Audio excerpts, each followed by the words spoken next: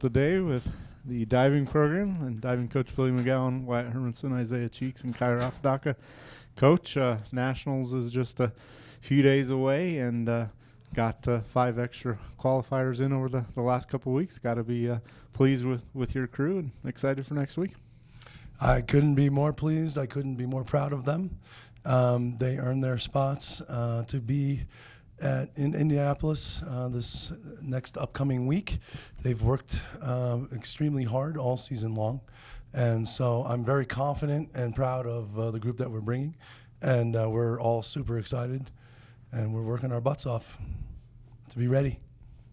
Isaiah, return trip and, of course, national champion on the 3-meter last year. What's your personal excitement level after defending your conference titles and now a chance to go get another one at Nationals? Oh, man, I'm very excited. This is my last year here, so I got to really show what I have to do. And the team that's going this year is really – we've put something together. We're very confident, and I think we can really show something there, definitely. Wyatt, you're one of the newbies on the squad and one of the new qualifiers. What was it like knowing the last 2 meets you have to perform and get the qualifying scores, kind of do or die moments for you? I was definitely nervous at first, but then I just kind of started relying on my training and more so just had fun with it. And then the nerves turned into excitement, and now I'm just really excited, just looking forward to Nationals.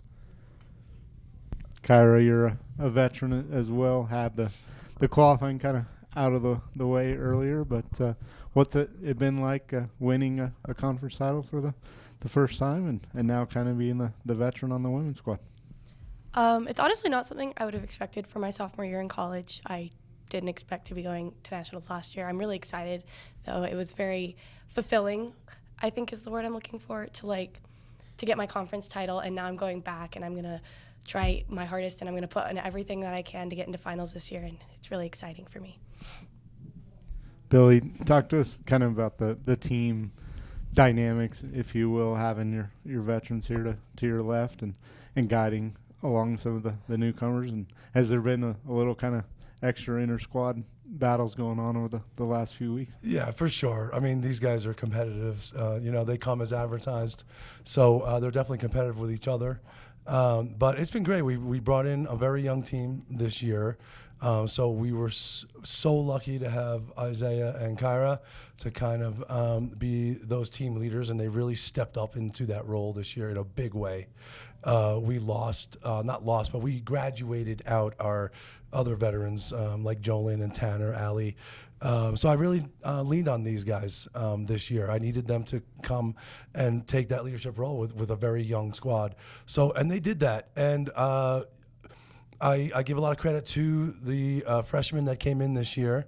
They really looked up to Kyra and Isaiah, and they really took to that leadership. And the team bond this year is one of the things that I'm most proud of with this team, how this team bonded and the team chemistry, and they really love each other and they support each other. And, they work hard, and they're doing it every day.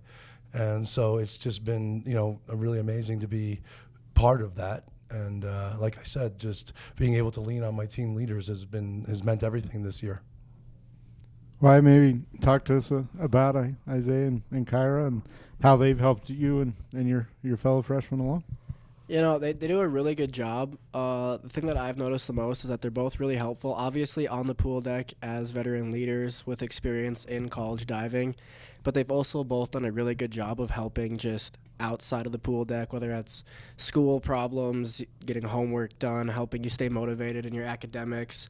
If you want to just go with them or go to them with something to talk to, they've just become someone you can lean on, both for diving advice, for academic advice, or for personal advice. So I would say that they've helped a lot, just in almost every way. Kyra, you split the diver the meet honors with your teammate Kenya. What's that kind of personal rivalry or inter-squad dynamic been with you and going head to head with her the last couple of weeks? It definitely pushes me. Kenya's a really good athlete, and she makes me feel like, oh my gosh, because she just started diving, so she's really new to the sport. So it was really exciting to see how far she's progressed, and it makes me feel like, oh my gosh, I have so much competition on my own team going into nationals with her. I'm a little scared. She might kick me down. We'll see. We're both really excited, and it's a fun, healthy competition. So. Isaiah, you got to be looking around the country and kind of who are some names to beat, and do you go into nationals kind of looking at them, or is it just more about what I can do and controlling the controllables, if you will? Yeah, I know that there's definitely some people that are up there with me and everything, especially with Julio, Suna Kelly from UND, and Cade and all them. But at the end of the day, I just have to focus on myself, because diving is an individual sport. You have to dive their best, and that's exactly what I have to do. As of last year, I didn't realize that I was going to win like that. So coming back into this year, I know that they're going to really come after my necks for this next title. Coach, your sport is pretty unique in the pre-qualifier, if you will. Black Tuesday is kind of often referred. What can you do to kind of control the nerves for your team, especially those that haven't been through that environment before? Well, a couple of things, and it's funny you should ask that, because we had that conversation yesterday with the team.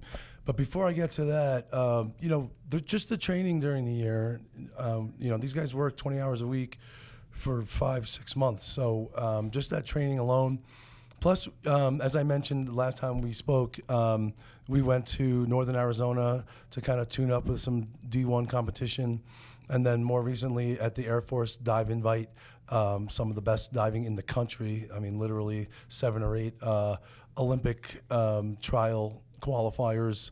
So, and just, that kind of pressure and a long day, kind of what Black Tuesday brings us. So there's some of the preparation in terms of that. But we spoke yesterday, and I told them, obviously we know it's at stake. It's at stake for everybody there. So let's not focus on that. We know it's there, and there's going to be pressure, and you're going to be nervous. We know that. But let's also focus on the confidence that they have and that they should have for the amount of work that they've done this season. There's no one going to be at that meet who has outworked this team. Maybe there's teams that have worked just as hard, but no one has outworked this team. So they should be going in there with confidence and having some fun and enjoying the rewards from that hard training, and trying to take that confidence and lift it above the nervousness that they may feel for what's at stake for such a long day. And really, there's just a lot of stake, trying to get into the actual national meet. So they are confident. That confidence is building, and they deserve to be confident. And that's kind of like the theme heading into nationals, is that we belong here, and we are going to dive confidently. Kind of question for all of you, and we'll ask the swimmers later. What's it like for you, knowing as the divers, knowing you have so many of your swimming teammates there to pull for you, and vice versa? They'll be there pulling for you guys in the diving competition. I think it's really exciting. I love having the swimmers on deck, and I love watching the swimmers, and when they come watch us, it's a very nice, supportive environment. So it's like having this whole team behind you, it just makes you so much more amped going into the meet. It's a really good feeling. So I'm really excited for them, and I'm really excited for us.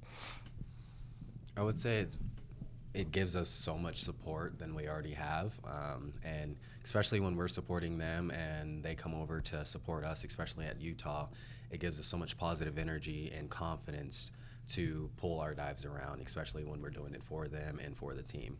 And yeah, that's all I really got to say. Yeah, it's one of the things I mentioned yesterday in our team meeting in terms of boosting their confidence, is that, everyone's pulling for them. This whole team is pulling. Coach Wender is pulling for them, obviously, but they really, really are rooting for them. And some coaches have come by my office and said, "Good luck." It's like the entire athletic department is rooting for these guys and pulling for these guys, and that just means so much, for boosting your confidence. And these guys, same thing. On the flip side, rooting for the swimmers. We're going to be there, and we're going to be screaming and yelling and rooting for them too. So this is one team, swimming and diving, and we pull for each other. And This has definitely been the biggest team that I've ever seen go to nationals. So. School record size. So. 36 of us. What? You got anything to say about that? Yeah. So anyone who's been around swimming knows that swimmers are like really loud people. So it gives you a little bit of like, I don't know, it's like a fail-safe knowing that if you mess up, you have people there who are still going to support you no matter what. But on the flip side, if you hit a dive, when you come out of the water and you have 30 athletes just screaming at the top of their lungs cheering for you, it just gives you a boost, and all you can think about is hitting your next dive and getting that one vertical so you can have them cheer you on again. So it just gives me, for me, it's just extra motivation. I feel like I'm diving for my team rather than diving for the judges, and it takes the nerves off. All right, you guys, question of the week time. So which person on your team or in your program do you think has the best chance of surviving on a deserted island? I would say Dawson. I was going to say Dawson. My man Dawson, he's just indestructible. Yeah, he's an indestructible machine itself. That man smiles through anything. Nothing shakes him at all. He's just, same smile no matter what's happening. So, Yeah, I'll go with Dawson. For sure. That man, he's never upset. He always figures out what to do in any situation. If he smacks, he gets back up right away. There's nothing that can stop that man Dawson. All right. Thanks, guys.